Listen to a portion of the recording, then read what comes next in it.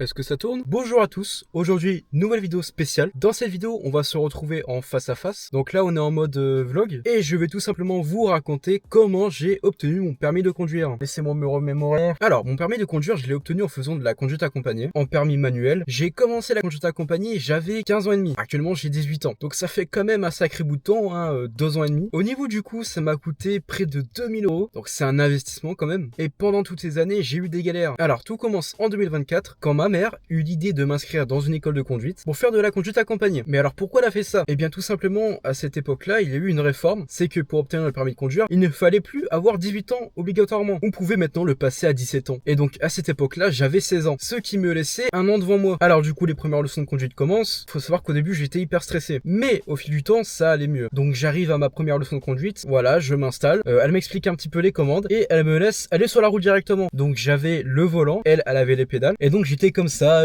en train de naviguer sur la route et c'est elle qui passait les vitesses et qui touchait les pédales. Arrivé à la deuxième leçon de conduite, c'est là qu'elle me laisse du coup passer les vitesses et toucher les pédales. Alors faut savoir que j'ai fait 3 heures de simu je crois. Bon j'avais un petit peu les bases, donc c'est vraiment à partir de ce moment là que je commence à vraiment apprendre à conduire sur la route et il fallait que je fasse 20 heures de conduite. Et arrive un moment, il me restait 2 heures de leçon de conduite, donc j'avais fait 18 heures et comme par hasard ce qui devait se passer arriva, l'auto-école ferme définitivement. Pourquoi elle a fermé? Pour cause de liquidation judiciaire. Alors faut savoir ce qui est drôle, c'est que la veille de la fermeture, j'étais en train de regarder des reportages sur des auto-écoles qui ferment pour la même cause. Et comme par hasard, le lendemain, eh ben, il se passait la même chose pour moi. Donc, je me retrouve sans auto-école malgré avoir craché plus de 1500 balles. Un mois après ça, ma mère me trouve une nouvelle auto-école. Donc, cette fois-ci, ça se passe hyper bien. Et du coup, il me restait donc 2 heures de conduite. L'avantage avec cette auto-école, c'est qu'elle venait te chercher directement devant chez toi. Il m'attendait, je monte dans la voiture et là, il commence à évaluer ma conduite. Arrivé à la fin de la leçon de conduite, il me dit, bon, il va falloir faire encore des heures, hein. Bah, du coup, je fais des heures supplémentaires. Je demande ensuite une date pour l'examen et j'ai reçu une date d'examen après 8 mois. Un samedi à 8 heures du matin. Bon, j'étais un peu deg, mais arrivé à la veille de l'examen, qu'est-ce qui se passe? L'inspecteur a un problème. Du coup, ma date d'examen est décalée. Elle est donc décalée pour la semaine prochaine, mercredi 6 mai. Et 2 jours avant, qu'est-ce qui se passe? J'ai été chez un pote, on a un petit peu trop bu devant une vidéo de MrBeast. Le lendemain, j'ai vomi toute la journée. Donc, ce qui me laissait mardi pour me rétablir avant qu'on soit mercredi, là où je dois passer mon examen. Arrivé mercredi, je me réveille très tôt. Je vais au centre d'examen. Donc, ça va, j'ai eu de la chance. C'était une ville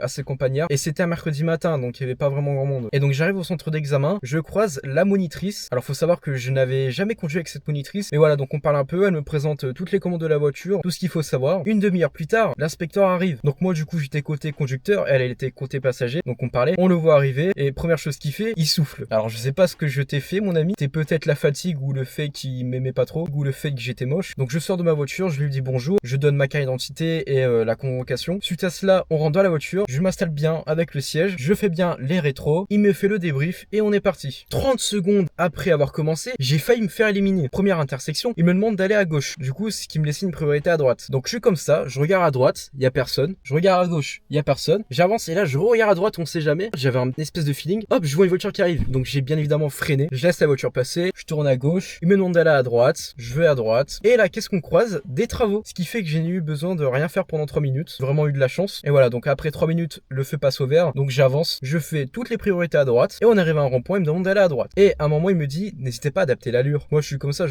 Bref, on est arrivé vers des chemins hors de la ville. Donc, je commence à accélérer un peu, j'adapte mon allure. Et moi, je pensais qu'il me parlait de ça. C'est pour ça que j'avais pas trop compris sur le moment. Et donc, on arrive sur les chemins. C'était des chemins où il y avait qu'une voiture qui pouvait passer. Et avec les bases sur le côté où on devait s'arrêter quand il y avait quelqu'un, on devait laisser le passer. Et ce qui se passe, c'est que la route allait un petit peu à gauche. Il y avait des autres herbes, donc on ne voyait pas trop. Donc là, du coup, je commence à anticiper. Et au dernier moment, je vois une voiture arriver. Clignotant, je me mets à droite. Je la laisse passer. L'inspecteur me dit, c'est très bien. Clignotant à gauche et je reprends la route. Ensuite, il me demande d'aller à droite. On re-rentre dans la ville, on passe devant le centre d'examen. Devant le centre d'examen, il me demande de faire un demi-tour. Donc ça va, j'ai eu de la chance, j'ai eu la plus facile des manœuvres. Donc je fais le demi-tour. Et à ce moment-là, en fait, il y avait ma mère qui était garée sur le parking juste devant moi. Donc elle voyait tout ce que je faisais. Donc elle me voit arriver et elle me voit faire une espèce de manœuvre. Elle pensait que je me garais et que j'étais en train de complètement de me foirer. Mais en fait, non, je faisais un demi-tour. Donc j'ai réussi mon demi-tour. Il me demande de me garer sur le côté. Et là, il me pose les 3 questions. Première question, comment actionner l'essuie-glace arrière? Bon, elle était très simple. Donc je lui fais montrer, je mets l'essuie-glace arrière. Deuxième question, en temps de forte pluie, que peut-on faire en plus de l'essuie-glace pour avoir une meilleure visibilité? Qu'est-ce que je dis? mettre les feux de brouillard arrêt. C'était pas ça. Donc la réponse était mettre le désembuage. Mais bon, pas grave, c'est une question, c'est un point. Ça me fait un point en moins. Troisième question, comment est diffusé le système d'alerte aux populations? Donc moi je réponds, il est diffusé grâce à un message et au signal sonore. Bon, j'ai pas eu le point, donc je pense que c'était pas ça la réponse. Et donc voilà, donc il me dit fin de l'examen, je sors de ma voiture, je parle un peu avec ma monitrice et elle me dit qu'il y a beaucoup de chances que je l'obtienne. Et donc j'étais très impatient d'avoir les résultats, mais aussi très stressé. Et donc ce qui se passe, c'est que je n'arrive pas à dormir. Arrivé à 2h du matin, je vais sur le site, je vérifie si j'ai eu la réponse. Et là, qu'est-ce que je vois? Favorable.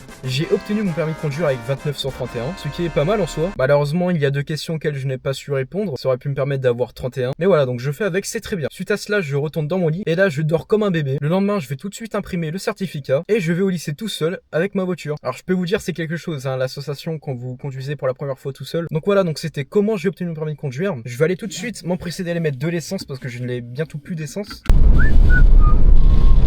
Bon là on arrive dans une espèce de forêt assez lugubre. Bref, sur ce je vous laisse, ma caméra est en train de surchauffer. N'hésitez pas à liker, ça m'aide beaucoup. Et abonnez-vous si vous voulez plus de vidéos de ce genre. A bientôt.